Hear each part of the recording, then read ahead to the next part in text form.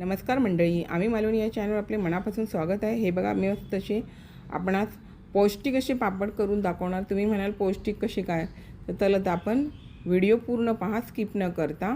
पौष्टिक म्हणजे आपण आता हे पापड वेगवेगळ्या पिठांचे करतो, साबुदाण्यापासून पापड करतो। तर हे मी माझ्या घरामधलं रेग्युलर वापरते त्या पिठाचे पापड केलेले। तर तसं बघा, हे आता मी जे पीठ घेते ते भाकरीचं पीठ घेतलेलं आहे। भाकरीचं पीठ म्हणजे त्यामध्ये नाचणी, ज्वारी, बाजरी सर्व मिक्स असतं, मल्टीग्रेन आटा, तसं हे पीठ आहे। त्यासाठी तीळ, मीठ, लाल तिखट मसाला, जिरे, ओवा आणि आपला पापड खार आणि हे सर्व घेतलं। आणि नंतर माहिती आहे असं हे वेगळे मिक्स पापड असतात, पीठ असतं ना, त्याला ना तडे जाऊ नये म्हणून मी काय केलं, डिंक असतं ना, तो पाण्यात भिजत घालून डिंकाचा वापर करणार आहे मग पीठ मळताना। तर आता हे पाणी व्यवस्थित असं गरम करून झाल्याच्या नंतर 1 वाटी पीठ ते 2 वाटी पाणी घेऊन मी यामध्ये जी सगळी घेतलेली सामग्री ती घालून घेतली। आणि नंतर आपण हे पीठ मोदकाला जसं भागवतो त्याप्रमाणे हे पीठ भागवून घ्यायचं आणि व्यवस्थित भागवून घेतल्याच्या नंतर आपल्याला ते वाफवून घ्यायचं आहे। तर अशा प्रकारे हे ना पापड बघा, तुम्ही माझा व्हिडिओ शेवटपर्यंत पहा, अगदी दुप्पट पापड फुलतात तशा प्रकारे हे जे पापड होतात। आणि महत्त्वाचं म्हणजे डायबिटीसवाले तांदळाचे वगैरे पापड खात नाही, तर त्यांच्यासाठी हे पापड तुम्ही बनवून दिलात ना, तर त्यांना पण डाळ भात किंवा वरण भात, फोडणीचा भात अशाबरोबर ते पापड आवडीने ती लोकं पण खाऊ शकतात। त्यांच्यासाठी तुम्ही असे पापड बनवून ठेवलात ना तरी चालेल। तर आता हे चांगलं मी पीठ असं भागवून घेतल्याच्या नंतर एका कपड्यामध्ये हे करून आपल्याला वाफवून घ्यायचं आहे। पुन्हा 5-1 मिनटं छान असं वाफवून घ्यायचं। वाफवून झाल्यावर नंतर मळताना मी तुम्हाला मंडळी दाखवते की डिंकाचा पाण्याचा वापर करायचा। म्हणजे आता हे गरम आहे, गरम असलं तर थोडंसं कपड्यामध्ये पुन्हा दुडून असं जरासं कपड्यामध्येच मळून घ्यायचं। किंवा आपल्याला हे डिंकाचं पाणी लावून आहे ना, त्या हाताला म्हणजे हाताला पाणी लावायचं किंवा पिठाला पाणी व्यवस्थित डिंकाचं पाणी लावायचं। कपड्याला जरी पाणी लावलात ना तरी ते पाणी आतमध्ये शोषलं जातं। आणि पुन्हा थोडं थोडं जर ते तुम्ही पीठ मळताना ना डिंकाच्या पाण्याचा हात आहे ना लावलात ना, तरी माझ्या मते काय व्हायचे, या माझ्या पापडांना तडे गेले नाही। कारण मिक्स पीठ असल्यामुळे मला डाऊट होता की पापडांना तडे जातील। आणि डिंक कसा चिकट असतो, चिकट असल्यामुळे ते व्यवस्थित पापड आपले होऊन जातात। त्याच्यामुळे मी डिंकाचं पाणी आहे ते आतमध्ये घातलेलं नाही आहे। फक्त आपल्याला मळताना तुम्ही जसं काही लोक तेल घेतात, पण तेलाने कसं होतं माहिती आहे, पापड खावट होतात। त्याच्यामुळे डिंकाचा हात लावून म्हणजे पाण्यामध्ये डिंक घालून तसं थोडं थोडं गोळे बघा मळून घ्यायचे। नंतर तुम्हाला रोटी मेकरवरती किंवा पोलपाटवरती तुम्हाला जसं करायचे असते त्याप्रमाणे करून घ्यायचे। आता हे मी काय केले, रोटी मेकरवरती केले, जेणेकरून काय माहिती आहे तुम्हाला दाखवण्यासाठी केलं आहे। किंवा तुम्ही पोलपाटवरती पण करतात, रोटी मेकरवरती पण पापड छान होतात। आणि तुम्हाला जर अजून पातळ व्हायचे असेल, हवे असतील, तर बोटाने फिरवायचे। आणि मी बहुतेक करून असं रोटी मेकरवरती काही पापड मी बोटाने पण असे फिरवलेले आहेत, त्याच्यामुळे ते पापड छान असे फुलले जातात आणि मस्त असे पातळ पापड होतात। जाड पापड असले ना का खायला पण छान वाटत नाही, त्याच्यामुळे हे मी पातळ असे पापड करून घेतलेले आहेत। आणि रोटी मेकरवरती जरा जोर दिला तर अजून ते पातळ होतातच, पण जरा आपल्याला जास्त पापड पातळ हवा असेल तर जरा बोटाने असं फिरवून घ्यायचं। आता तुम्हाला हे मी रोटी मेकरवर दाखवलं, तसंच मी तुम्हाला पोलपाटवर दाखवते। पोलपाटवर दाखवलं तरी तुम्हाला लाटण्याचा वापर करायची गरज नाही, नुसती ताटली घेऊन तुम्ही हे करू शकता। आता मी वाळवण्याचे पदार्थ पापड वेगवेगळे केले, त्याच्यामध्ये पण तुम्हाला मी अशाच प्रकारे दाखवलेलं आहे। तर ही आयडिया कशी माहिती आहे, ही पण सोपी पडते। आणि तुम्हाला वाटलं तर बाबा हा पण जाड वाटतो आहे, तर तुम्ही बोटाने पुन्हा ह्याच्यावरती पोलपाटवरती करणार, ते बोटाने पण तुम्ही फिरवू शकता। म्हणजे पापड छान असे पातळ होतात आणि लवकर सुकले जातात मंडळी। तर अशा प्रकारे मी तुम्हाला अजून एक दाखवते बघा पोलपाटवरती।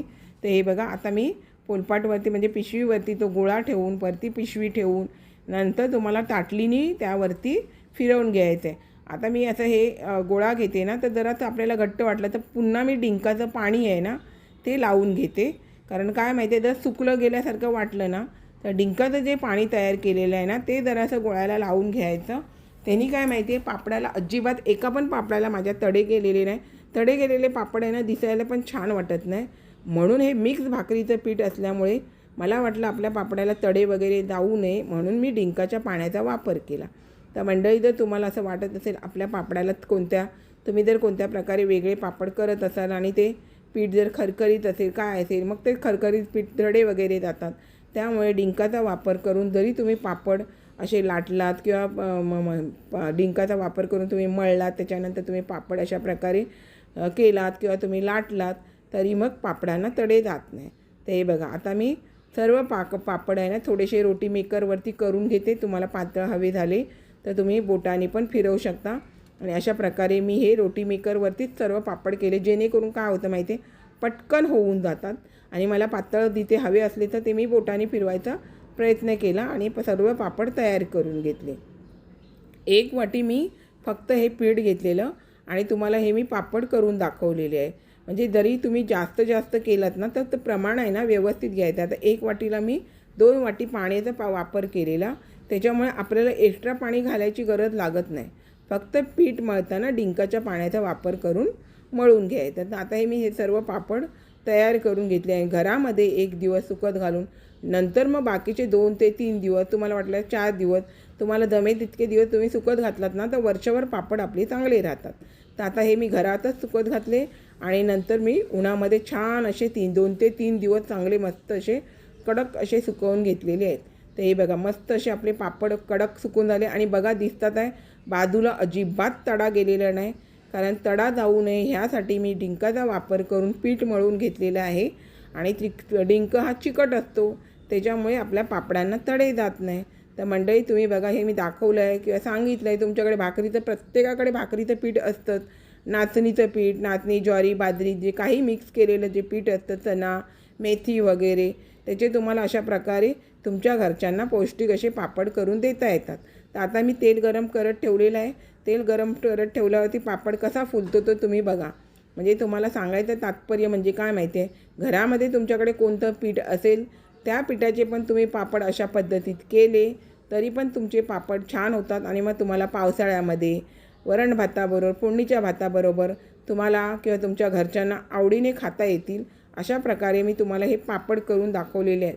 तर आता एकच पापड फुलला म्हणून दाखवायचं आणि मग नंतर बाकीचे फुलले की नाही फुलले हे बघण्यासाठी मी तुम्हाला हे 4 ते 5 पापड अजून तळून दाखवते, जेणेकरून सर्वच पापड आपले व्यवस्थित फुलले जातात आणि भरपूर असे मोठे होऊन जातात. त्याच्यामुळे अशा प्रकारे तुम्हाला जर पीठ असेल तुमच्या घरी भाकरीचं वगैरे तर 1 वाटी तुम्ही जरी घेऊन पापड करण्याचा प्रयत्न केलात तरी तुम्हाला चांगले पापड मिळून जातील.